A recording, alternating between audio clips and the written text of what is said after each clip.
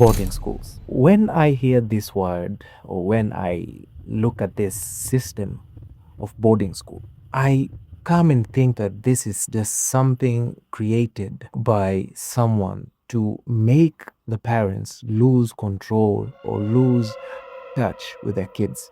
And other people are up there training and teaching our kids on their daily livelihood. And now you wonder when these people come back, they're different people. And I was looking around for a verse, and I found one verse that really caught my eye. Proverbs 22:6. Train your child in the way he should go. Even when he grows old, he will not depart from it. I want you to understand and listen to it really carefully. It does not say take your child away or put your child away or do something away with the child. No, it tells you to train your child in the way that he should go or she should go. So this is something that most of us lack. And boarding school is a structure set to take away you as a parent, your control or your decision making on your kid. But this is your child. This is someone you have to train in the way that you didn't fit for them. And especially for us godly or Christians, let me not use the word godly, but especially for Christians, those Christian parents, you have to understand that if you don't train your child in the way that he has to go, then don't demand or don't wish or don't assume that they are going to grow in the way that you think is good. So I want to give you a story of mine. I remember, like, this is the first time that I went into boarding school. So in our country in Kenya, their boarding schools are like one of the greatest deal, the biggest deal. If you go to a good boarding school, like people celebrate you. So it feels like you're going to learn. I remember mine, KE, because we usually go when we are in high school. So in my instance, I started boarding school when I was in grade 4 or class 4. So I was a young kid. And this thing really came and shaped everything about me. And now I started to think like I had parents who feared the Lord. Some of the kids did not really have that, and things would happen. It really caught my eye to see that we as parents need to be there for our kids. We as parents need to be there to train our kids in the right path, especially Christian parents. So I remember I started school. They started boarding school in 2008. I was in grade 4. And before I went to school, there were things that I was given, like I had a key holder. I used to put my key on my waist here. So like everything seemed nice. I was given a metal box. So that is where I used to store all my clothing and everything. So the day came and the bus of this school used to take us from the town. We were in Nairobi to Joska, a place called Joska. And we would reach Joska town, and now you enter into a dusty road till you reach a place known as Ndoboing. So we were taken there by bus and we got there safely. So this is my first day, and my experience totally shocked me because I didn't expect this is what boarding school looked like. When I had stories about other boarding schools, I was like, yeah, boarding school is fine, but this one really changed everything. So I get there, we are put in a line and they are looking into our bags to see if we carried something illegal, maybe foodstuffs or something like that.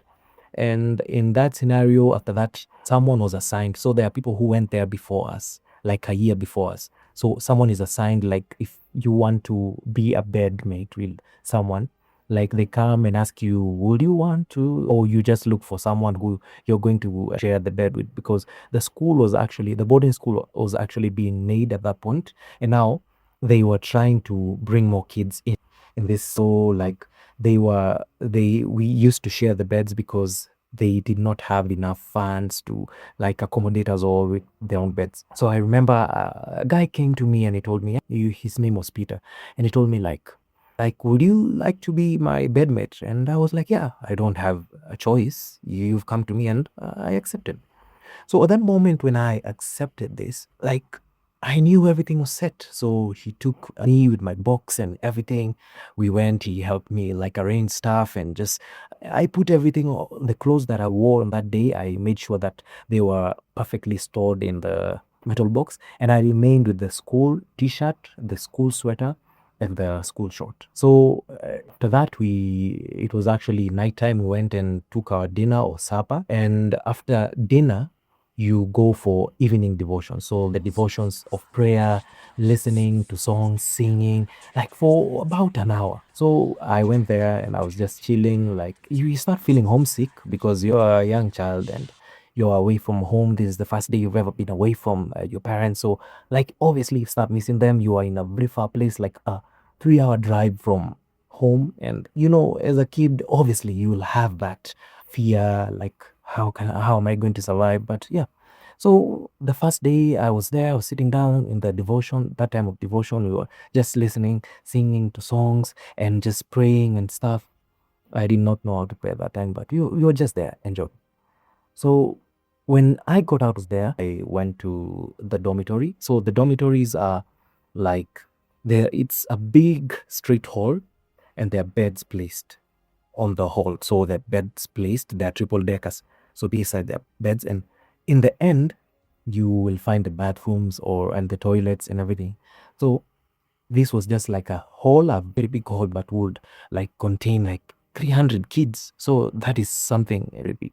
And it had triple deckers and everything. So I remember that night I went and I did not check everything properly. So when I was about to sit on the bed, I told you Peter came and told me if I would be his bedmate. When I was about to sit on the bed, I remember tried to look for my keys. You remember I told you I had a key holder that I used to put here at my waist. So I tried looking for my keys and I did not find my keys. And this really got to me. Now, you have to see and have to think about this. It's your first day. You've lost your key. Everything you're going to wear tomorrow is in the metal box. You have never been away from home. Everything, like my parents have been doing everything for me. I am a kid. I don't know what to do. So I lost my key and I started asking Peter, can you help me like search for my keys? He actually went back, tried to find, we didn't find anything. So this school had a generator. So the lights, you could not switch on. If the generator is switched off, the lights are gone. You cannot switch on the lights if the generators are off. So we were told to rush back to the dormitory so that the matron will go on and switch off the generator. So we went there. I had hopes that things are going to be okay. And lucky for me, things were actually worse. So that night, you have to understand that I told you this is a big hall and I was scared of the dark. So I slept and I felt like being pressed. I wanted to go and release myself for a short call and I was scared. So I decided to do the other stuff, if you know. And now in the morning, this guy who came to me, Peter, actually told me that you're not going to like stay anymore. You can't just do this on my bed. I have never had this situation ever before. And I tried to explain to him, no, I was scared and blah. And I'm trying just to make him understand, but I don't have my keys. I don't know where to start. And the guy did not listen. He actually told me to go away. And at that moment, I did not have a place to sleep. I don't have my keys. I don't know how I can access my clothing. I don't know how I can like do anything. So I got someone who helped me. He gave me his trouser because you remember the short that I wore was a school short and that is the only thing I have. I don't have any other thing. They're all in the box. So I borrowed someone's trouser. He gave me a trouser and I wore that trouser, my t-shirt, my school t-shirt and my school sweater and my shoes without socks because the socks were in the metal box. So I went and took a shower, I wore everything and I went to class. So what happens is in the morning there are things known as parades. Have you ever seen those parades that police officers, like if there is an inspection of the way you've worn or something, like how you look, how those things now. So the people who are inspecting this are prefects, school prefects who have been assigned for like different places in the school. So they would come and start like inspecting everyone. Do you have a school short? Do you have a school shirt? Is everything clean? Are you clean yourself? So they got to me and I was told to go in front of the like parade. That is a way to shame you. So after that, a teacher came and asked, why are you not wearing the right school attire on the second day? I tried to explain myself, like, I don't have uniform. I don't have anything. I lost my keys yesterday. And one of the weirdest things that happened is that this teacher actually looked at me and said, that is very irresponsible. They did not even offer help. So I was given 5 strokes of cane, and I was given a punishment to go and wash the latrines. So, mind you, this is like the second day. You remember the first day I lost my key. I have been kicked out of where I'm sleeping, and I have been given punishments. I've also been caned, you know, and this is the welcome that I'm getting on the first day of school. Now, I want you to understand, for a child, this is something that is just going to shatter your brain. You're going to start missing home literally. So this went on for a couple of weeks. Like, I used to try and tell the teachers that I don't have the school uniform, and every single day they were giving me a punishment. So I did not have a way to access my parents, because anytime I would go to the social worker, they will just dismiss me and tell me, you go to class, or you are just, what is it called? You're just, I'm trying to find a word for it. You are careless. And so I will go back to class, I'll wait tomorrow, I'll wait for the punishments. And this went on. And mind you, I told you I was kicked out from the place I was sleeping. So a friend of mine, who we were actually in the same class, offered and told me that we have a place you can crash. So they would squeeze two beds. There were five of them, so I was the sixth one. I put myself in there. I was cozy, and that helped me forward. So after the third week, some two kids were actually tired of the school, and they decided to run away. So for you to get from the school to the town, it's like 7 kilometers away. So you are in a deserted place, and the school has no fence, because they thought that these kids won't escape. So if you try to run, you're going to run like 4 hours wide. You understand? So these kids decided that we're going to escape, and they started running. So people caught on, and they went and reported this to the teachers and the security guards who were there, because the school had no fence. So the security guards who were there, they were told to chase after them. So it was like a 20-minute chase, and they caught up with them. They brought them back to school, and you remember I told you there was a parade held, and this parade was like to shame or to do something for you. And remember, you were a kid. So these kids were brought into the parade, and we were all called out, and they started caning these kids. They started beating these kids, and it was very, very brutal. The kids were like, they were aggressive also to the teachers, and they would actually call like 3 teachers to put them down so that they would be caned. And now with anger, now one teacher went forward and said, actually it was the head teacher, she was a lady, and she said, if you're tired of being in school, just tell us right now so that we can call your parents so that you can go home. And at that moment, a friend of mine looked at me and said, by the way, thought you've actually been crying, and you are tired of this school. You've been telling me that every day. Oh, just go and speak your mind. Just go there. At least you go home. You see, so I don't know what courage came into me, but came over me. But I went, and I told one of the social workers, but yeah, I want to go home. I'm tired. I've been punished for 3 weeks over something that it's not a responsibility. I know that someone stole this from me, and I've been trying to air out my grievances, and you people have not been listening. And I was really angry at that moment. I was crying and everything. And they had to calm me down and tell me, no, you're a good kid. Oh, sorry, we do not listen. This is a bad thing on our end. So what we'll do, we'll call your parents. Imagine this thing, they would have done this thing on the first day. On the first day. But they waited till that time that someone is done, like you're just done. That is when they were willing to make that call.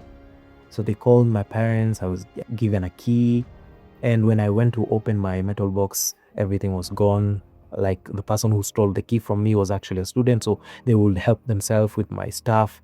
So for those 3 weeks, they just took all my shopping, my clothes. So I went to the social worker. They called my parents, and I was new clothes was given to me. So this is the first month or the first weeks of my experience in boarding school as a child. And you have to understand, I am facing people who would rather steal from me. So if I don't have the clothes and I don't want to get punished, what will I do, or what will you do? You steal. Because if the teachers are not listening to you, if no one is willing to help, then now it becomes a pattern.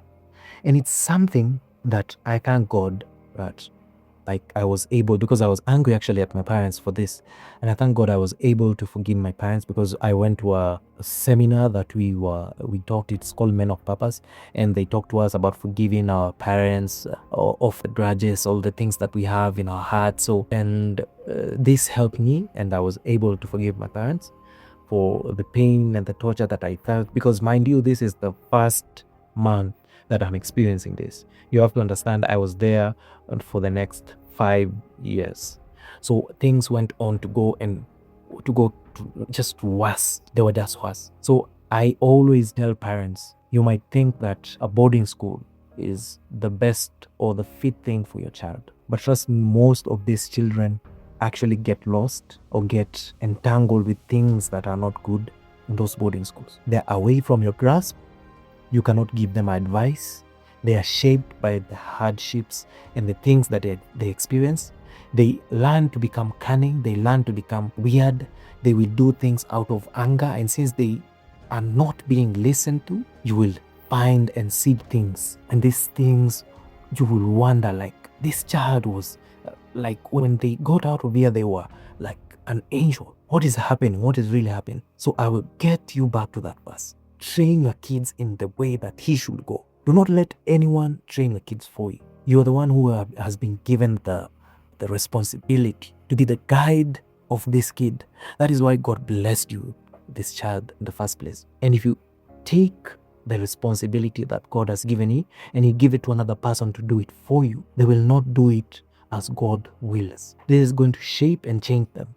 For the strong ones, they come out great. But for those who are swayed with the pains of the world, they're going to change. I'm sorry to say this, but I've lost a lot of friends in crime-related things because they thought that the way they used to live in school, the way that we used to like steal or go and do this and this in school, that is the same way that things are going to happen when they get out there. But when they go out there, they find out that things are not the same. So this is for the parents. You might think it's the best option, but you would rather stay with your child every single day. Just look at them and train them on how you want them to be. Train them according to God's plan. Ask God, how am I going to train my child? How am I going to be a better parent?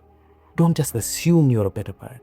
Don't assume all the things that you do are good things. You have to understand you're a human being and you make mistakes and you hurt other people and you do things that are not good. Don't think that your ways are the best ways. Ask God for guidance. Care for this kid. What is your will? What is your purpose? Where should I place this child? If it is God's will for them to go to boarding school, maybe there is where they're going to find God, or there is where they're going to grow, then you do that. But for you as a parent, don't give anyone the responsibility of taking care of your child. That is, these children are a gift and they are given to you for you to guide them and teach them in the ways of Christ. So make sure you like, subscribe, share, and be blessed.